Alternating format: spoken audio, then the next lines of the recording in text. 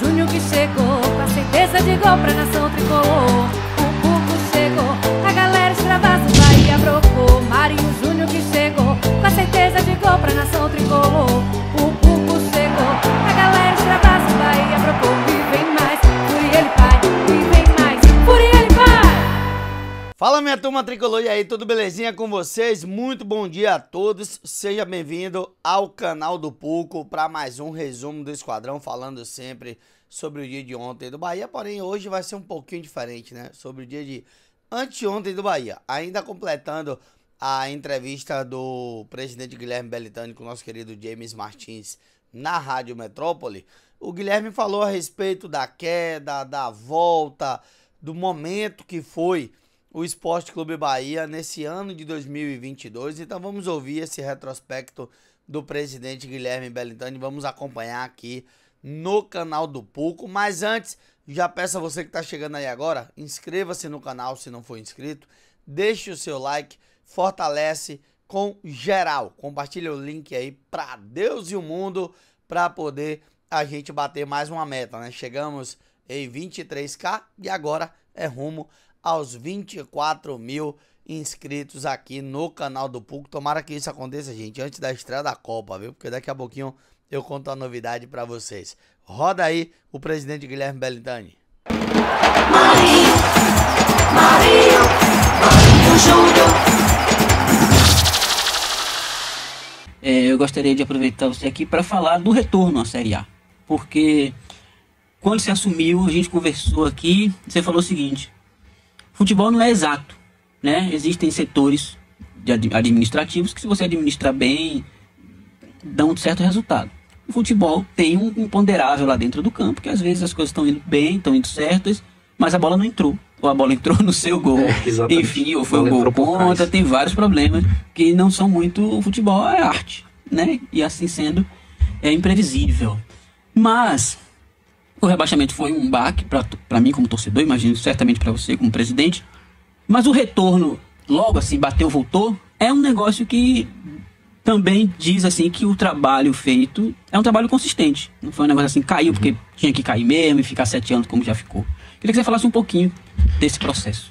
Olha, James, a queda para a Série B, para mim, talvez tenha sido assim de marca de profissional, né? Porque eu considero o meu trabalho no Bahia um trabalho ligado à minha carreira profissional, né? Certamente foi profissionalmente a maior decepção que eu vivi comigo mesmo, né? Assim, a gente vinha no clube que eu assumi em dezembro de 2017, eu e Vitor Ferraz, a gente vinha num projeto de crescimento muito grande do clube, né? Em 2 anos, por exemplo, nós dobramos a receita do clube de 90 para 180 milhões de 2018 e 2019, comparando com 2017. Em 2019 a gente tinha o dobro da receita. Ampliamos o quadro de sócios de 14 para 45 mil sócios, quer dizer, o clube ficou mais aberto, muito mais democrático, a torcida participando muito mais. Das 10 presenças de público no estádio, 8 ou 9 são durante a minha gestão, a gestão minha e de Vitor Ferraz. O clube passou por um crescimento muito grande e a pandemia nos abalou demais, assim, né? Foi um momento que a gente tinha acabado de inaugurar o Centro de Treinamento Evaristo Macedo, um dos CTs mais modernos do Brasil, todo feito com recursos próprios. A gente conseguiu construir o CT Evaristo Macedo sem vender o fazendão. Isso é muito importante e é raro, né? Ou seja, a gente conseguiu patrimonialmente também um avanço significativo para o clube. A pandemia veio e nos afetou de frente. E as pessoas falam assim: por que o Bahia foi tão afetado pela pandemia e outros clubes não? Vários clubes também foram afetados, mas o Bahia tinha sido o clube que mais havia crescido nos 2 anos anteriores na Série A, né? Entre clubes de Série A, fomos o clube que mais crescemos. E quando veio a pandemia, sem receita de estádio, com os sócios saíram de 45 para 14 mil, teve um impacto absoluto no ano de 2020. Ali a gente ainda segurou. 2021, a gente entendeu que a gente precisava pagar o déficit da pandemia e tiramos 1,5 milhão da folha corrente, mais ou menos, né? Da folha de jogadores, de atletas do time. E aí no começo de 2021... a gente reduziu bastante a folha, mais ou menos 25% da folha, e fomos campeões da Copa do Nordeste. Então ali aconteceu uma ilusão, na verdade, né? A gente entendeu que a gente conseguiria, pelo menos, disputar o Campeonato Brasileiro ali no meio de tabela. Daquele mesmo jeito. Exatamente. E para nós, assim, tão importante quanto fazer um time competitivo era também superar economicamente os desafios da pandemia, né? Eu, como presidente, eu tenho um olho no campo e outro olho na gestão. E a gente entendia que uma economia naquele momento, né, poderia nos ajudar a, em 2022, voltar a uma saúde financeira melhor, ganhamos Copa do Nordeste, ali foi uma relativa ilusão pra gente, né? A gente achou que o time tinha um nível de competitividade maior do que se mostrou de fato, mas ainda assim não era um time para cair, não era um time para cair para a Série B. Eu acho que o torcedor mais cuidadoso, racional, vai olhar um pouco e vai ver a escalação do nosso time e falar assim, esse time não é para cair. Mas aconteceu, né? Aconteceu fruto de circunstâncias do futebol e também fruto de erros nossos, não só da pandemia, não quero aqui culpar a pandemia exclusivamente, mas assim, erros de montagem de elenco também, de gestão desse elenco ao longo do ano, de treinador, fizemos escolhas erradas. No momento que o clube cai para a Série B, a gente olha para dentro e fala assim, ó, de um lado uma pressão absurda, certamente a maior pressão que eu já vi na minha vida, assim, né? Não tenha dúvida. O presidente do Bahia não é brincadeira, né? Mas é da República. Mas é uma coisa extremamente assim, dura, né? Muito dura. Protesto na porta de casa, protesto dentro do centro de treinamento. Mas eu tinha uma coisa comigo e assim, e eu não estava sozinho nessa história, né? Eu tinha muita gente que apoiava de fato e nos piores momentos a gente vê a grandeza de cada um, né? E eu tinha comigo assim que o mais honesto com o clube era que os mesmos responsáveis pelo rebaixamento pudessem ter a responsabilidade de trazer o Bahia de volta para a Série A. E nós apostamos nisso, né? Nós fizemos uma revisão do que estávamos errando, corrigimos, enfrentamos uma queda para a Série B com queda de receita, para você ter uma ideia, James. Na primeira divisão a gente ganha 70 milhões de reais da TV. Na segunda divisão a gente ganha 8 milhões de reais da TV. Então é de 70 para 8. Com protesto na porta de casa, com protesto no centro de treinamento, com um clima horrível, né?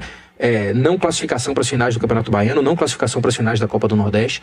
E a gente foi resiliente, fomos resistentes, entendemos que a gente tinha um dever moral e inclusive para proteger a própria democracia do clube, porque pense o seguinte, se virar moda, todo presidente que é rebaixado renuncia, o próprio sistema democrático ele vai se esfacelando, né? Então eu tinha ali um dever como presidente de resistir até para proteger a própria democracia do clube, porque senão ia virar uma lei que toda vez que o Bahia fosse rebaixado ou tivesse um resultado em campo ruim, o presidente deveria renunciar. Então o meu pensamento era, em parte ali, de resistir para ter a oportunidade de dar novamente uma alegria ao torcedor e, em parte, também proteger institucionalmente o clube para que a gente não ficasse como vários outros clubes, o próprio nosso rival aqui, ou vários outros clubes do Brasil inteiro, cada hora trocando de presidente e mostrou que isso não ia para lugar nenhum. Então, assim, eu entendia que renúncia, impeachment, qualquer coisa desse tipo, não era a saída para o clube, resistimos a um custo pessoal muito grande, mas necessário.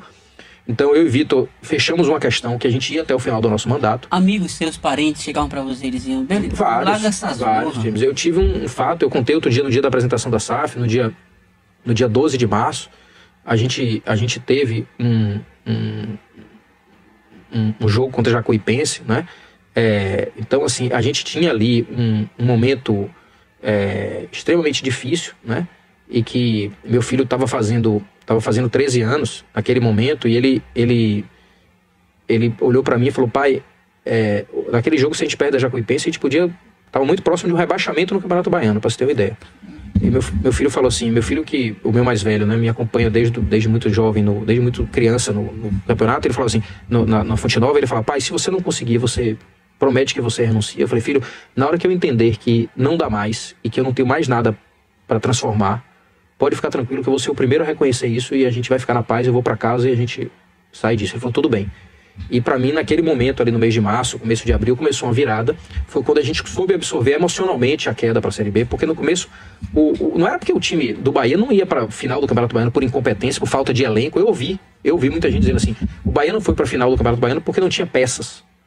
Não era isso. O problema é claramente emocional. Claramente emocional. Né? Tanto que foi a base desse time, que não foi para o Campeonato Baiano, que não foi para a Copa do Nordeste, para as finais, que conseguiu voltar à Série A. Né? Então nós fizemos esse pacto interno, funcionários, todas aquelas pessoas do clube, os próprios jogadores, né? Que a gente tinha o dever de voltar o Bahia à Série A com toda a dificuldade, e passamos um ano muito difícil, de muita luta, mas conseguimos fazer uma Série B que, da primeira à última rodada, nós tivemos no G4. Né? Isso é muito incomum. As pessoas falam assim, mas não subiu com folga, não subiu com tranquilidade. Série B não tem que subir brilhando, tem que subir. Série B é uma competição que no final você tem que falar, subiu, pronto, resolveu. Tá aí o presidente Guilherme Belintani. Vale lembrar também, viu, gente, que o Eduardo Freeland falou a respeito do time que ele montou, do acesso que o Bahia conquistou.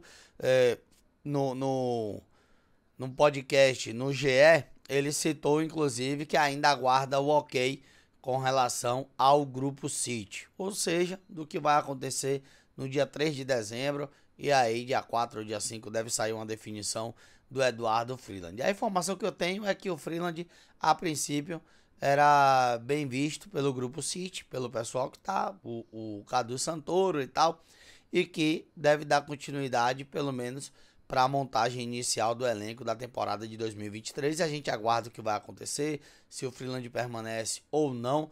Enquanto não tiver o oficial, não passa de especulação, então vamos aguardar o futuro do Eduardo Freeland. Meu povo, eu vou aproveitar aqui e agora de forma oficial trazer para vocês.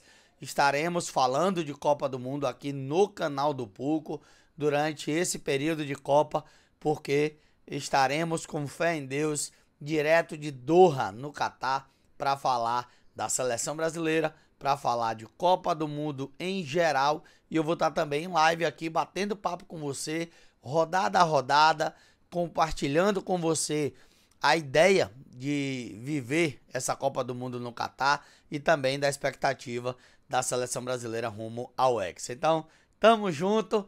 Agora é canal do Puco na Copa do Mundo, viu? Fure ele, pai.